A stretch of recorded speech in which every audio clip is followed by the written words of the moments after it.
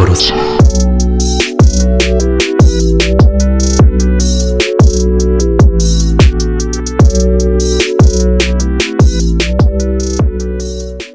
Bang, de retour dans la première, on est dans le truc.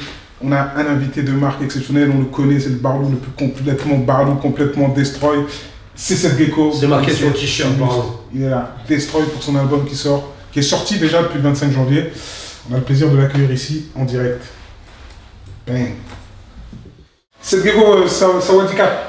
Ça va, Edimai. Ça va, Edimai. Un peu de thaïlandais, etc. Donc, nous, on est content de te recevoir ici. Justement, on a écouté, on a vu Destroy. L'idée, c'était de pouvoir avoir ton retour aussi sur ton retour en France, parce qu'on sait que maintenant, tu es expatrié en Thaïlande. Là, ça fait combien de temps que tu es ici? Je suis revenu pour la promo de Destroy, surtout pour l'Olympia et pour faire des clips, parce que j'avais pas envie de faire trop de clips en Thaïlande. Je faisais ça aux petits jeunes de maintenant. Moi, je l'ai fait il y a 10 ans, donc d'accord. J'aime pas faire du réchauffé. J'étais venu pour la rentrée scolaire pour scolariser mes enfants ici. Et après un chapitre de 10 ans en Thaïlande, j'ai un peu fait le tour et j'ai envie de revenir ici. Ok, super. Et ce que j'ai appris là-bas en tant qu'entrepreneur, des affaires et à gérer des business comme ça, c'est ici que j'ai envie de le faire. Donc j'ai commencé déjà il y a 1 an et demi avec le Barlou Tattoo Shop à Pontoise. Et du coup là, je m'épanouis dans ça, dans ce Monopoly à grandeur nature. Super, c'est important. Parce que bon, on va revenir un peu sur la question entrepreneur. Moi, je fais du conseil en création d'entreprise, donc c'est intéressant d'avoir aussi ton retour sur ça, sur un peu toutes les motivations et tout ce qui te permet aux jeunes et aux moins jeunes de pouvoir entreprendre. Parce que je crois que c'est quand même une forme de libération, tu vois. Mais avant ça, moi, je discutais avec mon petit ref, je lui ai dit, mais je vais à Paris, je vais faire une interview de Seth Gecko. Et du coup, il m'a dit, il n'est pas trop dans le monde du Peura, etc. Il connaît, mais il m'a dit, je connais, je vois c'est qui, tu vois. Et donc, il parlait du tatouage. Et en gros, maintenant, je me dis, est-ce que ton image, elle n'a pas un peu dépassé le côté musical? Ça a pris le pas, Il y a même des gens qui s'identifient, qui me découvrent par l'attitude et le physique, et après s'intéressent à la musique. D'accord, tu vois, et il y a aussi des gens qui sont pas forcément, qui n'ont pas l'oreille affûtée, et qui décortiquent pas toute la richesse d'écriture que moi je peux apporter, qui aiment bien tout ce que je représente. Par contre, l'identification elle est physique, plus que des gens qui sont fans de lyricisme et qui aiment bien juste l'énergie que je dégage ou que ça soit vulgaire, tu vois. Alors que même des fois derrière certaines phrases vulgaires, dans un texte il y a des trucs super fins, comme quoi qu'il arrive quand même. Et puis moi je comprends pas en France qu'on soit un peu outré par des mots comme beat et chat. Alors qu'on est tous nés de par une bite et une chatte. Non, c'est sûr, c'est sûr. Moi, ça choque les gens, ils sont dans le dictionnaire. On a tous un... Et voilà, je vais pas dire Zizi et Minou, tu vois. En plus on sait mais il faut pas réduire ma musique à ça. Il faut savoir creuser. Mais je te dis, il y a des gens, ils sont encore... ah, il est tatoué, j'aime bien, je suis tatoué. Ah, j'aime bien son énergie, ah, c'est un bap. Ils s'identifient plus à l'image. Mais c'est bien aussi, ça ratisse plus large. Et puis... Donc, il y a des gens qui sont peut-être exclus et incompris de dire mais je suis un blanc, j'ai des tatouages, j'aime bien le rock mais j'aime bien le rap, et ils ne trouvent pas leur place. Tu vois, ils disent ouais mais je suis ni une Kaira de cité, quand les mecs ils disent les Kaira ils comprennent pas, donc là, moi en créant le mouvement Barlou, ils arrivent à se rentrer dans un groupe, ils ont l'impression de faire partie d'une famille, ils ont l'impression d'être compris. Et il y a même moi des Renois qui passent dans mon shop ou dans les conventions, je rencontre, et qui sont tatoués Barlou. Ils ont compris ça veut dire quoi Barlou, c'est un autre mot. J'ai jamais aimé utiliser les mêmes mots que les autres. Tout le monde on disait Kaira pour dire Rakai, Youvois pour dire Wayne. Et moi j'aime bien utiliser des mots donc jamais entendu. Donc Loubar c'est pas trop exploité, mais ça représente la même chose, c'est la jeunesse marginale. Déjanté quoi, tu vois. Donc vraiment Barlou, donc on est sur... Barlou ça veut pas dire français rocker, Barlou c'est... On est dans un mode de vie carrément, tu vois, c'est une attitude, c'est un mode de vie. Ton recul il est complètement Barlou, t'es habillé en noir, jean craqué, tous les codes de la mode aujourd'hui qui s'inspirent du punk et du rock'n'roll, c'est complètement Barlou. Donc c'est vrai qu'en plus toi t'as la spécificité d'avoir, au niveau de ton public, tu sens que ton public a évolué quand je pense aux années néochrome, tu vois, quand tu rappais. Et au début il y avait un petit peu plus de... tu sens qu'ils s'identifient moins les rebeux et les Renois un petit peu. Je sens ça. Je parlais de ça un peu, tu vois. Mais après, je me suis rendu compte, moi c'est ce que j'ai cru, parce que j'ai fait mes premières vidéos avec Bouscapé. C'est-à-dire que l'auditoire était rap de Tess en fait, tu vois. Exactement. Mais je me suis rendu compte que dans le soutien, le public, il aime soutenir les gens auxquels il s'identifie. Ouais. C'est ça que j'ai eu beaucoup. Je pense que c'est une minorité, les mecs de Tess, qui sont pas des Céfrans, quoi, de France. Ouais. Je veux dire blanc de peau, par exemple, parce que tu peux être français, on est en rebut, je dis n'importe quoi. Et ben, plus j'ai vu mes concerts avec des blancs. À un moment donné, quand moi je chante en disant Allahu Akbar dans des morceaux ou quoi, je me dis, des fois ils se sentent pas représentés, ils comprennent pas, j'ai à rougir non plus. Tu vas te calmer, toi. C'est bon, on va te faire sortir par le pot du cul. Il va mourir, votre pote. On va notre chien dans son slip. On va faire le nécessaire, on va donner les médicaments, etc. Et du coup, je me suis dit, il ne faut pas que j'ai à rougir de la culture Céfran. Et c'est sur ça que je me suis épanoui sur ça. Donc après, il y a plus de Français qui ont fédéré à la cause. Et un peu, tu vois, en test, on veut rouler en T-Max.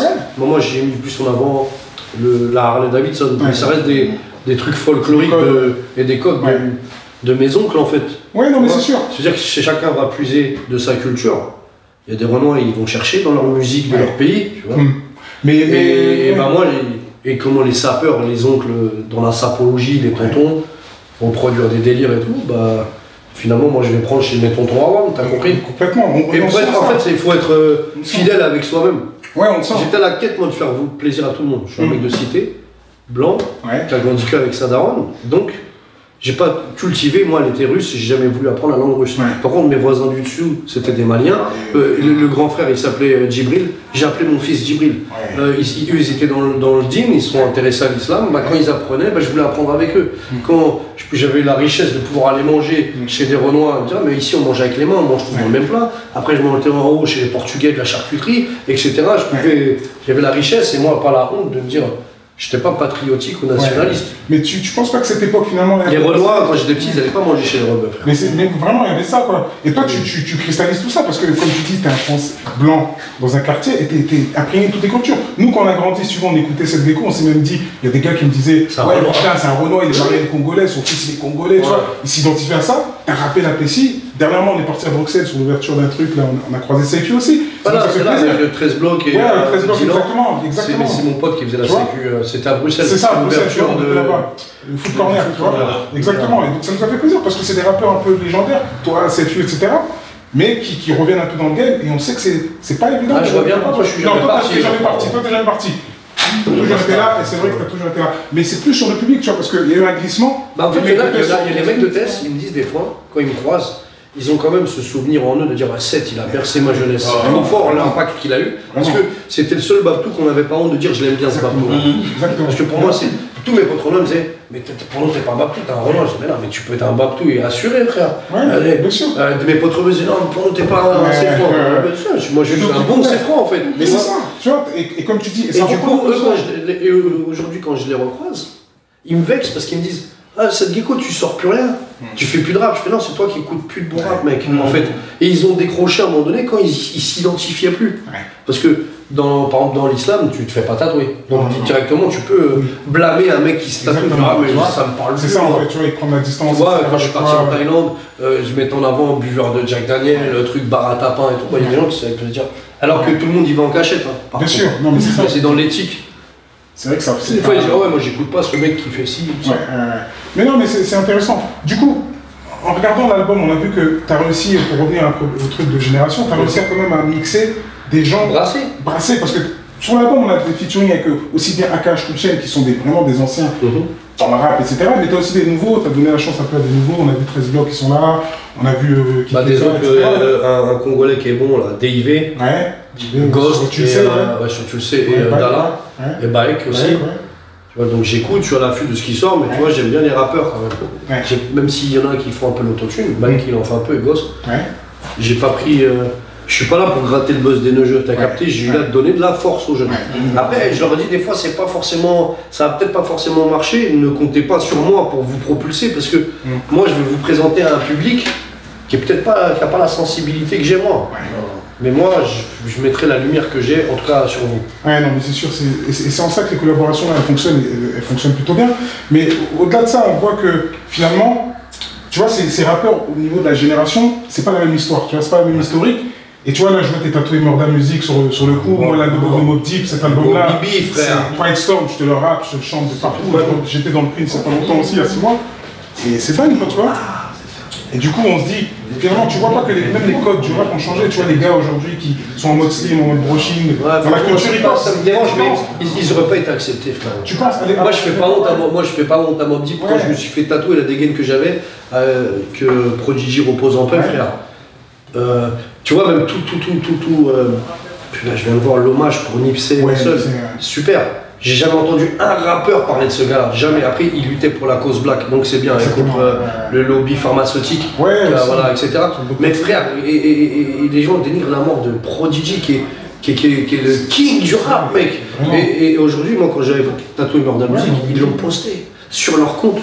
Ils l'ont posté sur leur compte. Quand j'avais fait, ils avaient posté, ils étaient contents. L'hommage, moi, je cache pas avoir été fan et tout. Aujourd'hui, les rappeurs ne ressemblent à rien. Et moi, c'était toujours important pour moi de me dire, comme j'étais en Thaïlande dans mon bar et que je mettais mes clips derrière des clips américains, je me disais, si un Américain dans le bar, quand il regarde la télé, et qu'il va me regarder, il va me prendre au sérieux, il va dire, ouais, lui, il est dans le délire carré en fait. Parce que de base, on a voulu reproduire le rap américain. C'est clair. La fascination, je l'ai eu pour les carrés, pas les Français. Les Français, je dis, je peux le faire moi aussi comme oui. Et même, ils ne faisaient pas rêver dans les dégaines. À part Arsenic, un peu, qui sont venus avec un swag de fou, qui a traumatisé tout le monde. Le swag Kosla, le 9-5, frère, chez nous. Le jean cartonné, basket blanche, casquette Kosla, frère, avec Shekar, frère. C'est chez nous. Donc même moi aujourd'hui, quand je fais des petits, je ressors toutes ces peu ça vintage, les dernières Air Max, les dernières Shekar, les doudous chez nous à l'époque. Ça, c'est super important pour moi, l'image. Et aujourd'hui, c'est des monsieur tout le monde et les gens s'identifient au no swag.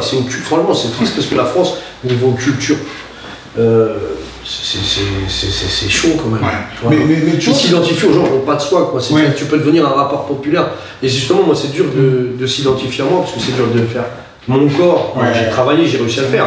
De se tatouer, l'autre il a des bijoux en or, il a des peu ça, c'est dur à avoir. Tu vois, ça c'est pas tout le monde qui peut être.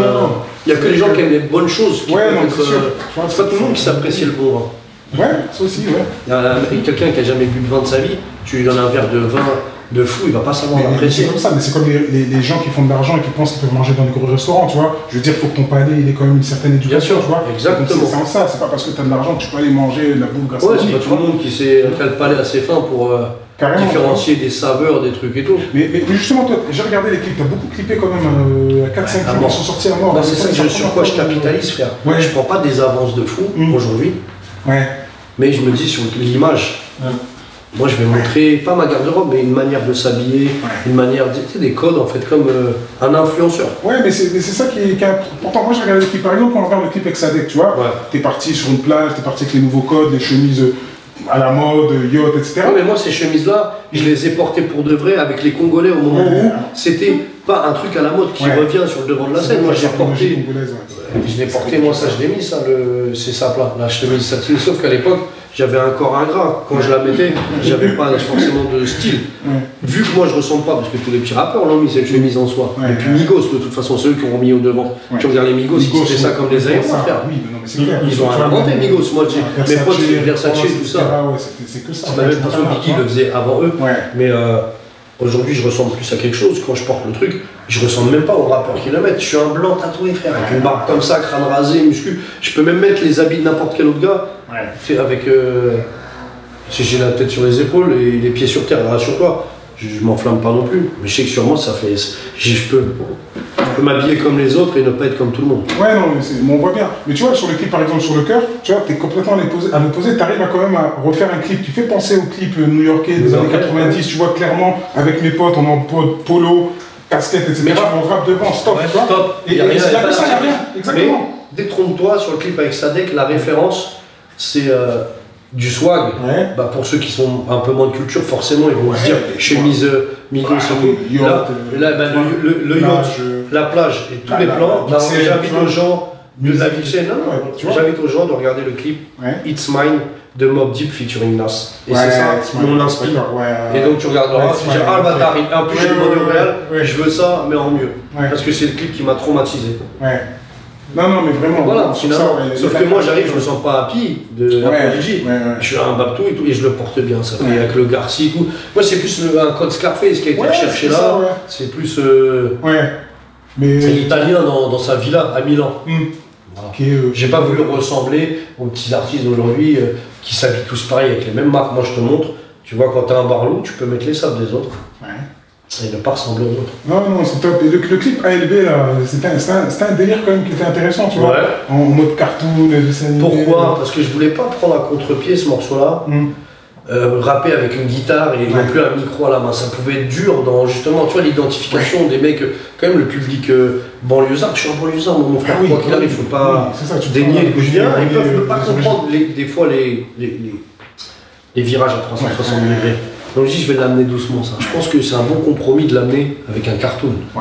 Parce que même si t'accroches pas à la musique, comment te faire aimer la musique si là t'es frappé par une image super forte. Et le cartoon, tu dis ouais lourd et moi je trouve que ça match. Tu vois, je l'aurais fait ce truc là un peu en mode tu sais rocker, déguisement finalement, ça aurait pu être dangereux.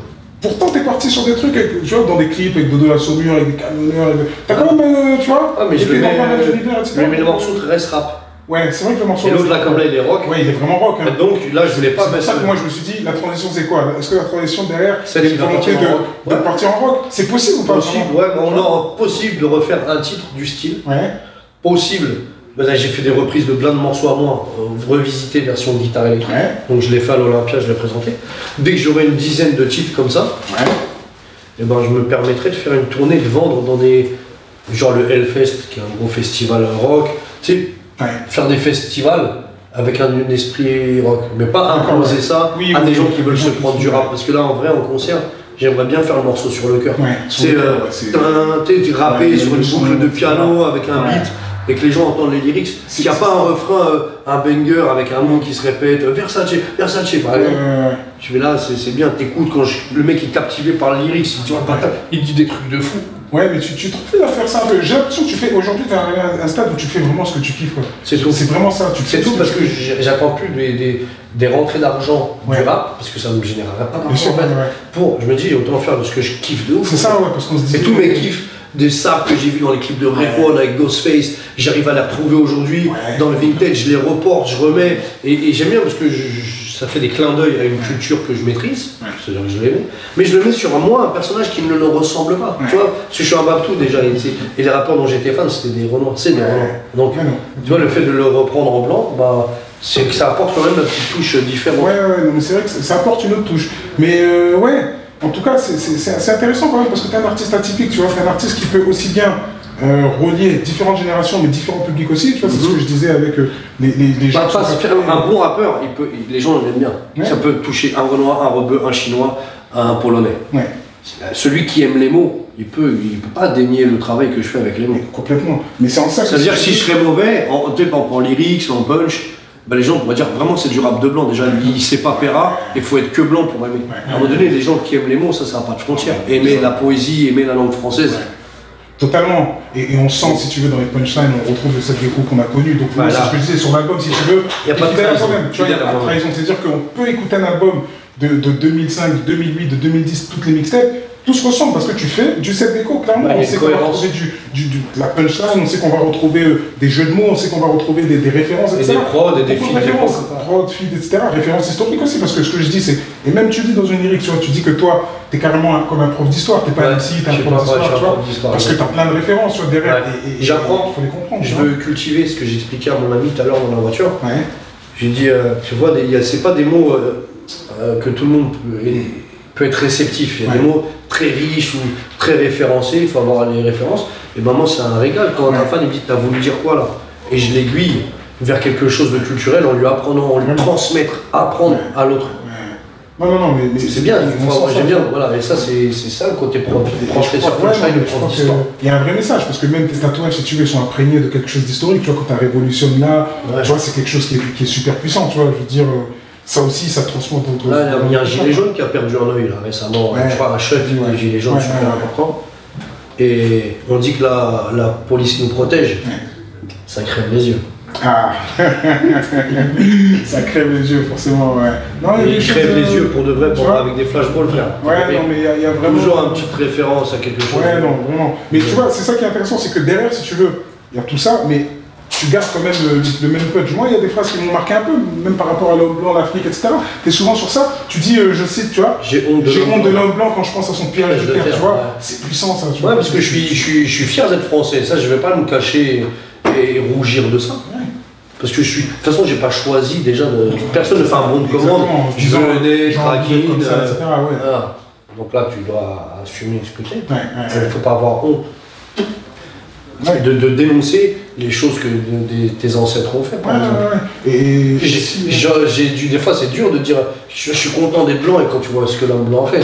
Mais j'aimerais qu'un Renoir puisse avoir ce même recul sur lui-même aussi. Je crois que tout le monde doit faire ce travail-là, c'est important. Et ça rejoint un peu ce que tu dis quand tu dis on combattra le racisme avec le métissage. Tu as aussi cette phrase qui est forte. En fait, tu as vu, au lieu de moi passer des messages par le fond, parce que c'est plus un truc pour divertir. Quand je dis divertir, moi je prétends être un divertisseur parce que ça fait gaulerie, ça détend, ça te fait penser à autre chose. Je suis pas là pour te faire cogiter et à te remettre en question. C'est plus un truc pour délirer en fait, c'est la franche camaraderie, c'est un pote qui sort des vannes et t'aime bien et qui parle de choses des fois un peu sensées. Je préfère aborder le métissage et le combat contre le racisme avec de la forme, en chantant en lingala, en wolof, dire à un blanc, je suis là, tu sais mes enfants ils viennent de tous les continents, tu sais comme ça moi je trouve que qu'on combat, c'est la mixité en fait. Les meilleurs soldats contre le racisme, c'est les enfants métis. Ouais aussi, et voilà, les enfants métis, on sait que ton fiston... mes filles thaïlandaises, etc. Peut-être des... Je dis, on sait jamais, tu vois. Des prochains Sénégalais qui vont faire une famille à la Brad Pitt avec des gens qui viennent un peu de partout, tu vois. C'est Benetton, frère. La famille de Salvadori, c'est la famille... C'est une pub Benetton. Ouais, mais ça c'est... Non, franchement, top, intéressant. Au-delà de ça, je vois même au niveau du physique, tout a changé. Au niveau sportif, ça donne quoi finalement? Moi, je me consacre 1 heure pour aller au sport un petit peu. Par jour? Juste pour que mes filles soient contentes de leur père. Principalement muscu, tu sais ça. Que muscu, cardio, c'est ça. C'est plus de l'esthétique que de rechercher des performances. Tu vois. Il n'y a pas idée de vouloir... non, je compte pas faire un octogone. Ah d'accord, c'est bon, ça c'est bon à savoir, tu vois. Mais T'es bagarreur depuis la naissance ou pas? Tu t'improvises pas bagarreur? Oui, c'est pas un truc qu'on change, etc. Tu vois, tu peux même payer le plus grand coach que tu veux, il ne fera pas de toi. Tu as une pédale, ça reste une pédale sous stéroïde, frère. Il y a toujours de la touche, etc. Non, top. Mais je voulais revenir sur un truc là, parce que je sais qu'il y a eu aussi pas mal de trucs autour du cinéma, notamment avec des artistes qui sont venus tourner Paradise Beach, tu vois, j'en ai entendu parler avec Samy Bouagila, Mélanie Douté, il y a quand même un beau gratin quand même. Ouais, franchement, il y a un super casting, franchement. Je m'attendais à un retour plus fulgurant, parce qu'il n'a pas eu un impact. C'est ça, Mais en France, la France aime les comédies. La France, elle veut voir les ch'tis, frère, ça ferait vrai, Et là, quand tu fais un truc à bon chercher, comme ça, qu'est-ce qu'on a fait? T'as un truc pointu avec des vrais gars, des Français qui s'expatent en Thaïlande, et comme il n'y a pas... La France, elle a besoin de rire pour oublier. Mais c'est pour ça que tous les petits rappeurs, abrutisseurs, divertisseurs se régalent aujourd'hui. C'est sûr que là... Ça y va, quoi. Les rappeurs, si tu veux, sur le tournage, etc., comment tu t'es senti? Parce qu'on voit, il y a peut-être une transition aussi à faire au niveau du cinéma ou pas? Non, franchement, c'était juste. Non, c'est bien, les gens me disent avec la dégaine que j'ai, c'est avec le cinéma, etc. Je m'en branle en vrai. Même si on peut dire que les talents viennent de la rue, qu'il n'y a pas besoin de faire le cours Florent, et qu'aujourd'hui, le cinéma, tu sais, c'est des cultes, ça, c'est des trucs que j'aime pas parce qu'ils s'accaparent la culture. Tu sais, ils viennent prendre la force aux rappeurs alors qu'ils les ont dénigrés au début, genre. Mais mon métier, c'est de jouer avec les mots, frère. En vrai. C'est ça, Tu vois, après, acteur, c'est cool. Si tu peux prendre des thunes dans le cinéma, je leur prendrai leur argent. Voilà. C'est ça. Mais c'est un vrai métier et c'est pas le mien. C'est pas quelque chose. Parce que je le sens aujourd'hui quand tu vois la prestation du film, tu regardes comment a joué Samy Bouagila, Mélanie Douté. Et même moi, si les gens me disent, mes fans, ils sont pas objectifs, c'est super, pourquoi tu meurs dans le film, Frère, tu vois la différence de jeu qu'il y a, c'est impressionnant. Comme si eux, après, à un repas, on parle et jouer avec les mots, faire de l'esprit ou faire la blague qui fait rire tout le monde, c'est moi qui vais remporter le flambeau. Tu vois. Et c'est pour ça que ça s'improvise pas. Je veux dire, pour arriver à un certain niveau, il faut travailler. C'est souvent ça le mot d'ordre, quoi. Il n'y a pas de secret. Le travail, ça reste une valeur clé. Non, mais c'est ça. Non, mais si on veut prendre, genre, Portier, Hugo, dans un film, genre, c'est des fois, Taken. C'est ça, il y a dans Taken, j'ai vu un autre film avec, comment il s'appelle, Denzel Washington, il veut protéger une prostituée, il tombe contre des Russes, là, qu'il a tué les mauvais Russes avec des mecs tatoués. Ouais, je vois avec les Borézacon et tout, il est super bien celui-là. Equalizer. Equalizer. Ouais, Equalizer. Tu vois, là, on m'appelle pour un film comme ça, je fais partie d'un homme. Même pas besoin de parler de dialogue ou quoi, juste je vais faire la brute d'épaisse, ça j'aime bien. C'est ça, exactement, tu fais. J'aimerais bien faire le méchant d'un film. Ouais. Tu sais, tu mets un bandeau de pirate dans une tête d'enculé qui parle pas beaucoup du mec, tous vous tuer. Il y en a beaucoup qui font ça, tu vois, le banner, il fait ça, tu vois. Mais ça j'aime bien. Du MMA, voilà, ça j'aime bien, ça j'aime bien. Etc. Mais faire genre le rôle de composition du cinéma, du film d'auteur et tout, c'est un peu chaud. Pour revenir sur la France, parce que je suis revenu, je veux dire, t'es revenu, Paris. Moi, je me dis souvent, le truc c'est ça, tu vois, moi j'ai vécu un peu en Angleterre, tu vois, je reviens des États-Unis, je me dis, quand on quitte la France, on se rend compte que finalement, c'est pas un pays qui va pas si mal que ça. Toi, t'en penses quoi par rapport à ça? Je l'ai dit, la France l'a quitté pour l'apprécier en fait. Ouais. Parce que tu vois, je veux dire, en termes de. Les aides. Mais c'est ça, je veux dire, la sécurité sociale, la scolarisation des enfants, j'imagine, tu vois, les filles, tu c'est pour ça que je les ai ramenés, tu vois. Parce que là, en maternelle, et c'est entre 9 000 et 12 000 euros l'année. Par enfant, ouais. Par enfant, ça fait. Maternelle. Mais école française ou. Non, même pas française, internationale, juste anglais. Les enfants, ils font quoi en Thaïlande? Ils vont pas à l'école? C'est des garderies. Non, mais les enfants, ils vont dans les écoles thaï. Les enfants métis, ils sont pas trop acceptés dans les écoles purement thaï. Les écoles thaï publiques, ils acceptent pas les enfants faits avec des occidentaux. Ils disent, vous êtes riches, vous allez dans les écoles payantes, on prend pas, c'est que les écoles pour les vrais plans. Ouais, d'accord, donc forcément, je veux dire. Donc là, t'es trop sauvé. Non, mais moi, j'ai pas assez. Même qui a assez d'argent. Pour une année de maternelle, c'est un truc de dingue, quoi, tu vois. Et c'est en ça que tu vois, finalement, tu vois, les ramener ici, les faire scolariser. Même la protection de l'enfance, tout ce qu'il y a ici, c'est bien. Le système, il est bien pour nos enfants. Après, nous, qui on était des petits cons marginaux, c'est sûr que la France, tu l'aimes pas parce qu'il y a des contrôles et tout, mais je peux vous garantir que les blancs tatoués, on se fait emmerder par la police. C'est vrai, parce que les poulets, tu les préfères que dans des boîtes de nuggets. Ah là, tu le sais. Je le sais, tu vois. C'est le père de ton fils. Non, pour revenir, un sujet qui passionne, on en parlait tout à l'heure, c'est vraiment autour de l'entrepreneuriat, parce que c'est impressionnant quand même ce que tu as fait. Tu as réfléchi à développer aussi des business à côté du rap, et ça te permet aujourd'hui d'être libre, entre guillemets, et de faire le rap que t'aimes, tu vois. Alors libre, ouais, je vois ce que tu veux dire, d'être son propre patron, c'est libre, mais finalement, tout ce que tu reverses aux impôts, à l'État et à l'URSSAF, c'est un viol de fou. Des fois, j'ai même pas envie de... Comment déjà sur Terre tu peux... tu gagnes par exemple 50 balles sur une année, n'importe qui pourrait gagner 50 000 euros. Tu reverses 12 balles à l'État, frère. Mais c'est quoi ce racket de fou? On en parle. Dans quel cas tu donnes... Même toi, tu as de l'argent. Qui dira, sur 50 000, donnerait 10 000 à ses parents? Déjà, à tes parents qui t'ont donné la vie, tu les donnerais pas. La tête de ma mère. 5 000 encore, Tu vois ce que je veux dire? Je te parle réel, pas les mecs qui font blargner et tout. Les mecs qui se marient avec des grosses michetonneuses, ils ont oublié leur mère, frère. Faut le savoir. Donc moi, je te dis, donner de l'argent, c'est rentable. Tu réfléchis, des fois. L'État, tu les connais même pas, frère. Et après, ils disent, ouais, mais c'est pour payer les ronds-points, c'est pour payer l'école des enfants. Alors l'un dans l'autre, en vrai, en Thaïlande, je payais pas d'impôts. Mais là, je paye les impôts, c'est l'argent de... Mais dans le calcul, à la fin... Dans le calcul, à la fin, tu vois, c'est ce qu'on se dit. Tu vois, la France, c'est un pays unique, c'est un pays universaliste. Tu vois, en fait, le truc, c'est quoi? Tu vois, il y a un avenir qui se dessine pour mes enfants s'ils restent enfants. Tu vois, s'ils restaient en Asie, il suffit que je me sépare de la maman. Ça peut être vite dangereux, tu vois, la situation. Ah oui, ça n'a pas de prix. Donc tu vois, la sécurité et puis la stabilité d'un pays, ça n'a pas de prix. Après, c'est vrai que ça coûte cher, moi je te dis. Et c'est un pays instable, la Thaïlande. Du jour au lendemain, ils peuvent fermer les comptes bancaires des Occidentaux. Ouais, c'est craignos. Avant, je ramenais mes euros et je les plaçais en bas pour mettre dans des terrains, des trucs. Aujourd'hui, quand je fais des thunes en Thaïlande, je les récupère, je les ramène en France. Directement, donc c'est en ça, tu vois, que je veux dire. Voilà, la France, ça reste quand même un pays, tu vois, tu vas faire du business à l'étranger. C'est sécurisé. C'est sécurisé, tu vois. Moi, je vois plein de potes à moi même qui achètent des terrains en Afrique. Du jour au lendemain, tu vois, on saisit, ça disparaît, tu as le papier de vente, mais en fait, c'est un papier, le mec qui l'a revendu, il te l'a vendu à 4 personnes. Donc c'est en ça, si tu veux, que la France, dans l'institution, on sait que c'est sécurisé, tu vois. Je veux dire, même dans le rapport avec la police, tu vas te faire arrêter, tu as des droits, tu vois, je veux dire, dans les pays Thaïlande, Turquie, Maroc, etc. Ou autres pays, tu vois, c'est un peu plus complexe, tu vois. Donc c'est pour ça, c'est un peu le prix à payer. Mais l'idée, c'est quoi? C'est de mettre en place aussi des choses qui sont importantes, parce que là, tu vois, on parle d'entrepreneur. T'es parti sur un tattoo shop, tu vois. C'est un morceau dans l'album, Barlow Tattoo Shop, qui buzz vraiment bien, qui est vraiment top. Pour ceux qui aiment bien du Mobb Deep, Dark, New York, tu vois, vraiment. Et ouais, là j'ouvre un restaurant. Restaurant taille, ouais, j'ai vu ça, à Pontoise, c'est ça? Ouais, juste en face du shop. D'accord, ouais. Parce qu'avant de te faire tatouer, il faudrait que tu prennes un peu de force. Ouais. Donc voilà, et c'est cohérent. J'ai vécu 10 ans en Thaïlande, je connais ce que les Français aiment manger là-bas. Quand moi je reçois un pote, j'aimerais bien manger quoi, tu sais, ça m'intéressait de faire kiffer mon pote et de lui faire découvrir moi tout ce que j'ai et de lui faire prendre un raccourci en fait, tu vois. Est-ce que dans les restos de Thaï, ici par exemple, c'est vraiment des Thaïs dans la cuisine? Moi je me suis posé. Non, mais des fois ils le font aussi, mais ils adaptent la bouffe pour l'Européen.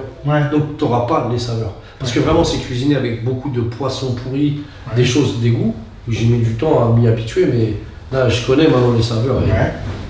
C'est pas tout le monde qui aime bien le macayabou. Oui, tout le monde n'est pas sensible à ce vrai poisson. Tu vois, le sac à sac à le pondou, c'est pas tout le monde qui peut apprécier. Tu vois ce que je veux dire? Non, mais vraiment, tu vois, on sent que t'es vraiment multiculture. Par contre, le kamundele, tout le monde aime. Ça, voilà. Donc la brochette de poulet sera sur la carte de mon restaurant. Non, mais c'est clair, ça, tu vois. Et c'est en ça que c'est pas mal. Mais c'est un modèle quand même qui est intéressant parce que tu vois, aussi bien les sportifs que les artistes, moi ce que je vois, je regardais une étude de Sport Illustrated à l'ancienne, tu vois, qui disait que 75% des joueurs NBA et de NFL, ils étaient banqueroutes 5 ans après leur carrière, tu vois. Et dans la musique, c'est un peu la même chose, tu vois, tu ramasses de l'oseille assez rapidement, et si tu le gères mal derrière, ta carrière elle est finie, et une carrière d'artiste. Regarde, les artistes là qui n'ont jamais niqué de meuf, qui sont des vilains, on va pas se cacher, des vilains qui... Et ben là, ils dépensent beaucoup pour les nanas. Dans les boîtes de nuit, la mala, moi je connais pas la mala. Moi je suis pas d'une génération où tu fais la mala. C'est ça, tu vois. Moi c'est la cigale et la fourmi.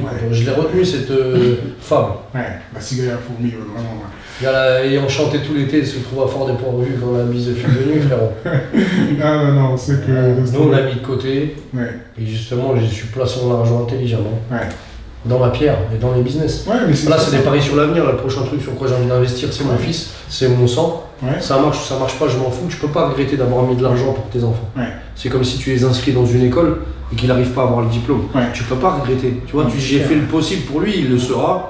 Après, tu le pousses au cul. Et là, il a la vibe quinf. Dans son sang, il a le don bolo finalement.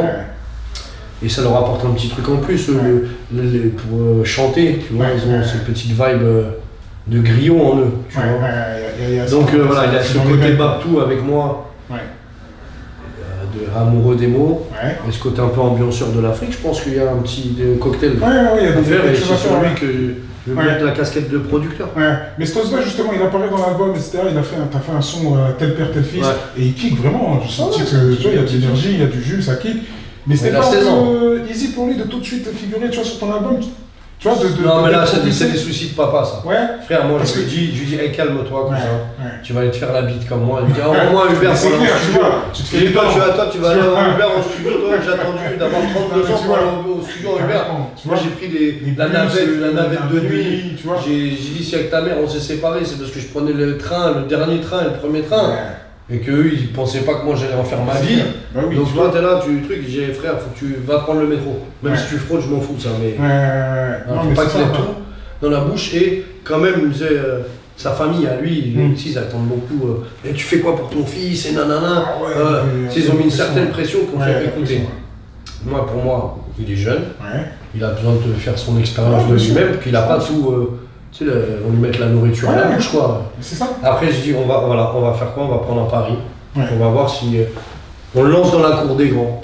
Il verra par lui-même le retour des gens. Sinon, si c'était fébrile comme musique, ils auraient dit, ah, il est pas prêt, son fils. Ouais, mais c'est son fils, mais ouais, c'est nul. Et il s'en sort bien. Le public, moi j'avais peur. Mon public, il est beaucoup plus blanc. Il aurait pu c'est ça. C'est de la trappe. Pourtant, lui, c'est très l'école de Niska, 13 blocs, Zola, etc. Et à mon grand étonnement, le public il est réceptif. Mais c'est ça le rôle de père. Tu vois, le rôle de père, souvent on dit, il y a un proverbe qui dit qu'on doit donner deux choses à nos enfants, des racines et des ailes. Tu vois, c'est vraiment ça le socle sur lequel il faut les aider à prendre leur envol et puis à se développer d'eux-mêmes. Donc tranquille, là il attend, je sois patient parce que après, tu sais, si j'avais pas mis la main dessus, quand même, c'est des gens mal intentionnés qui vont essayer de le faire. Et moi, ça aurait pu mettre dans des autres histoires, tu comprends? Parce que si le petit dit, ouais, mon père me délaisse, Il y a d'autres qui s'occupent de moi, ça ils comprennent la faille, ils disent ouais lui il est en Thaïlande, le daron, on peut essayer de mettre la main mise sur le petit peu, ça ils lui font signer un truc, lui contre une vieille poignée de pain, il cède. Ouais, non mais c'est sûr. Et après ça me met en conflit moi avec des gens. Je dis autant en fait c'est moi. Donc là maintenant l'idée c'est de l'accompagner progressivement dans sa carrière musicale aussi, et d'aider un peu à structurer. C'est bien, je peux être un bon DA pour lui. Complètement, ouais.